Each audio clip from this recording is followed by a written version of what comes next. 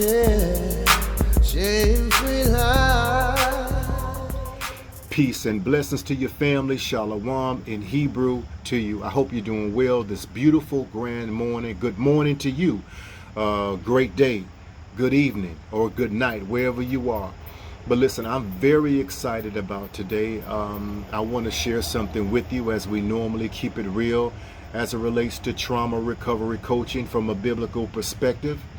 And but before we even get into it, you know what we're getting ready to do. If you have not subscribed, not just to the Shame-Free Life channel, but the Shame-Free Life movement of recovery, what are you waiting for? Click the subscribe button. Right beside it, click that bell where you get instant notifications whenever I do go live or upload a video such as today. Let's get right to it. I want to ask us a question, you and I, because I'm definitely not exempt. I want to ask you and I a question. Are there any burning bushes in your life? Are there any burning bushes in your life? I think this is a very teachable moment in our trauma recovery coaching here at the Shame-Free Life.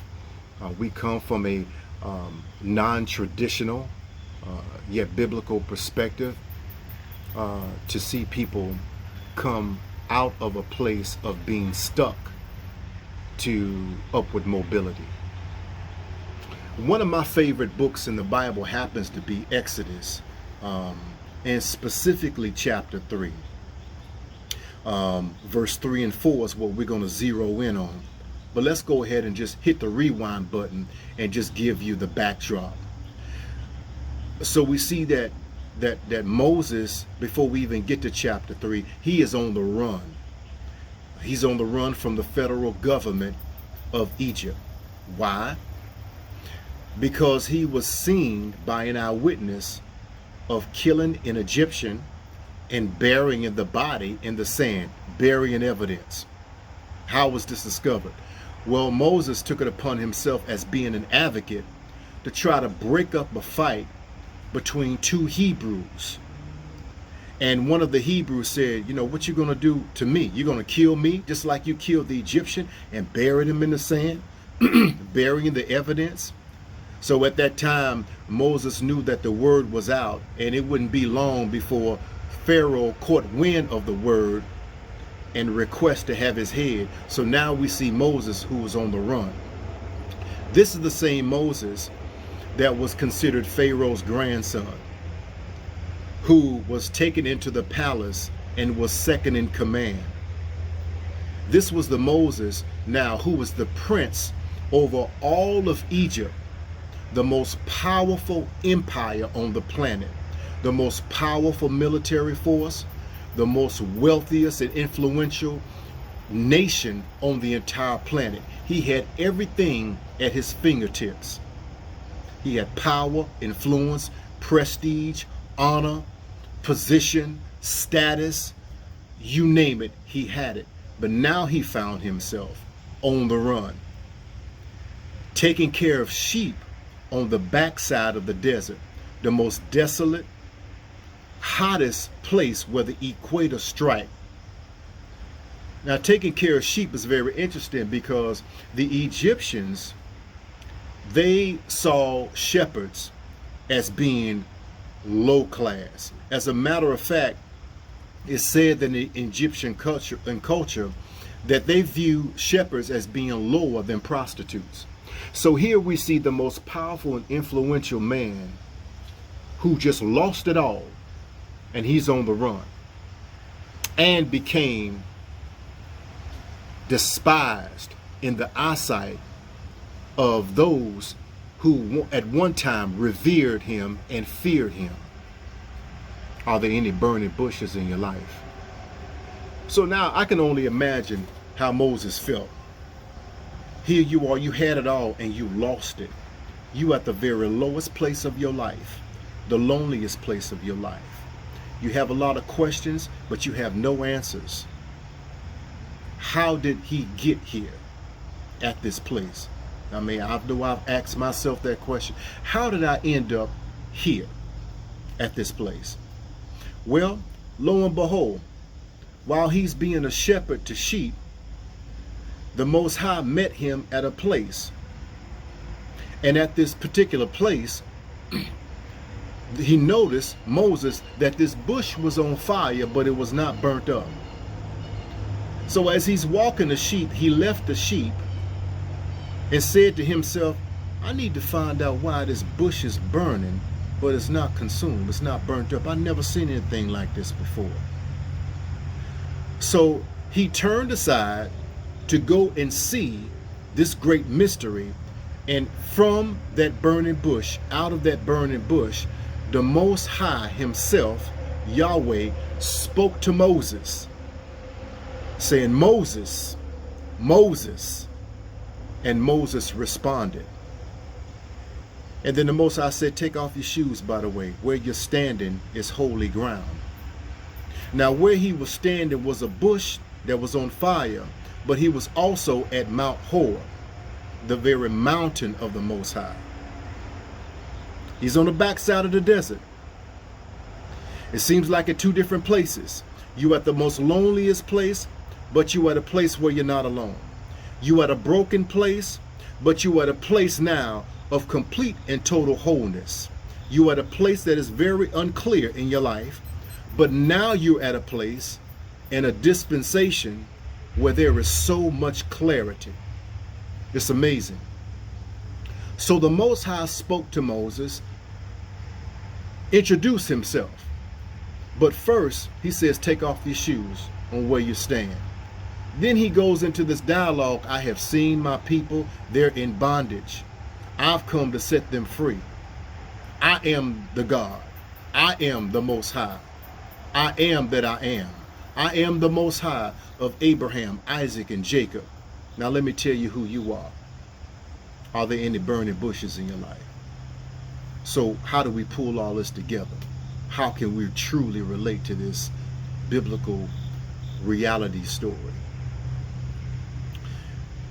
Oftentimes, when we're in a place, a very low place, a very lonely place, a place where there is no clarity, a place where there is no understanding, a place where there is no direction, we're at a very low place.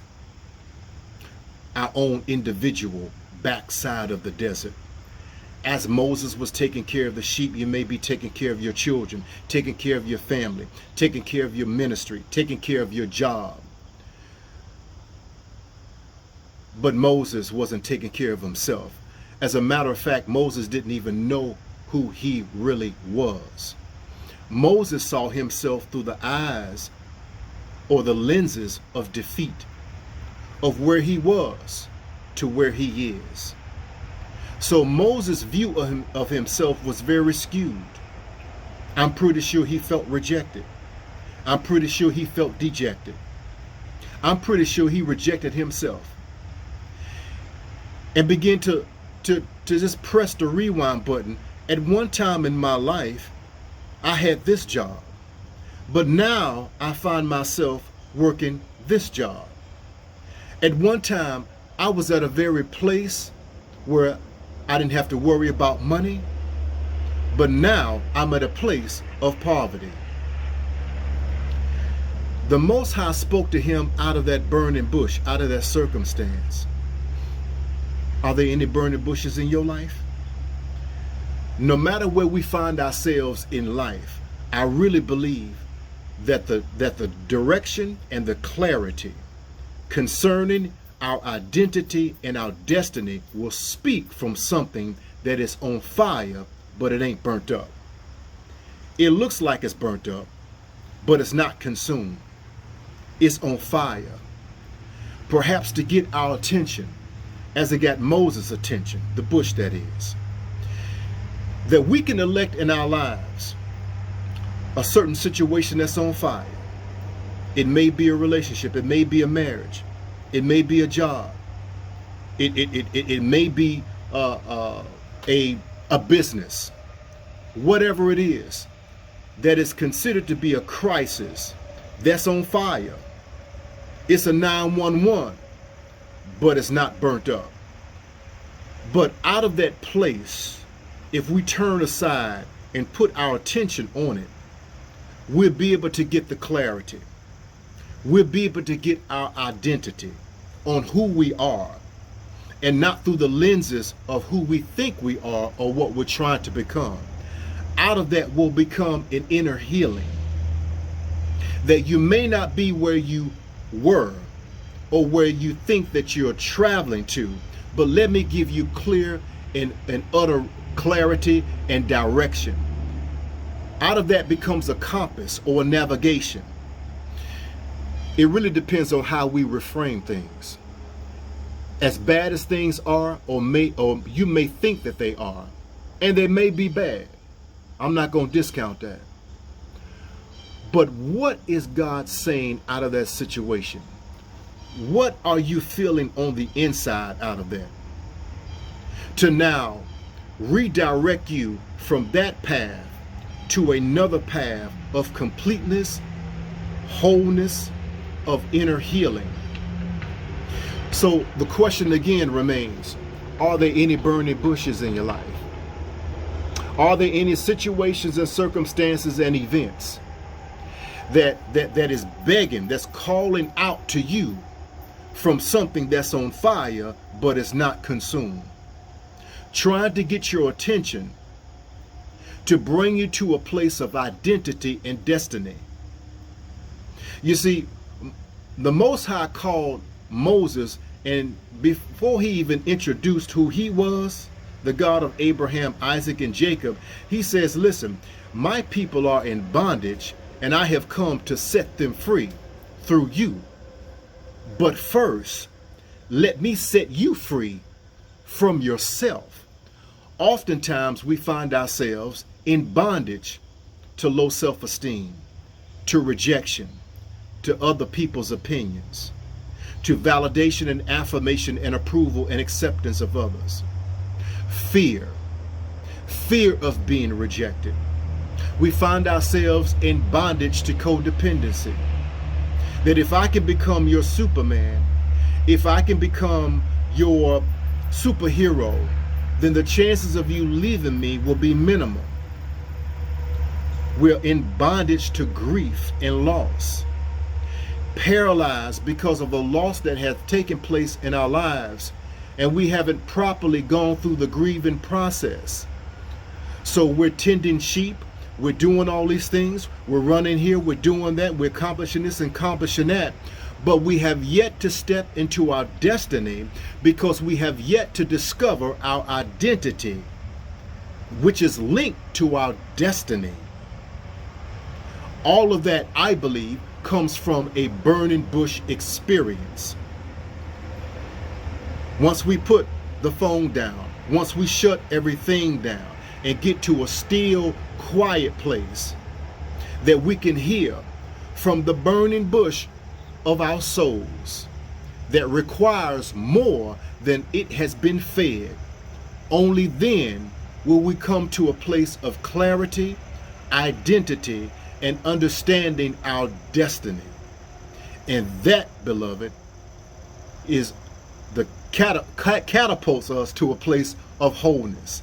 I hope that this has been a blessing to you, as it's a blessing to me, so I'm sharing it with us. Are there any burning bushes in your life? If so, don't get so busy and don't be so prideful that you cannot turn aside and put your attention on what is burning. That situation, that event, as hard as it is, as challenging as it is, as painful as it is, that is on fire, but it's not burnt up. But what can I learn from this? What can I draw from this experience? How can I become a better man or a better woman from this experience? The burning bush, it's an event, and the burning bush of our soul that requires and desires more from us than we have been given it.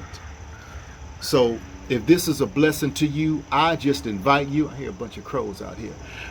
I invite you to share this with somebody. Are there any burning bushes in your life? Just like I say, and I will always say, because it's an applicable moment, that your life begins when you say so. Peace and blessings. Until next time, fam. Love you to life.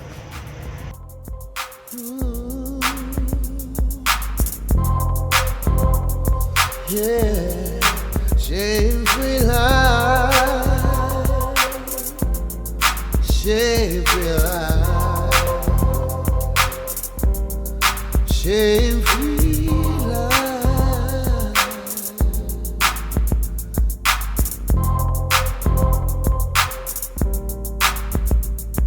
yeah.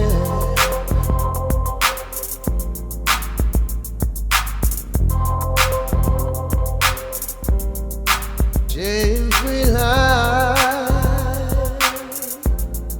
shame-free life, shame-free life,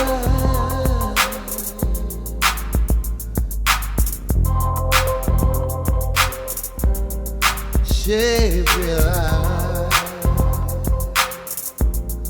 shame-free.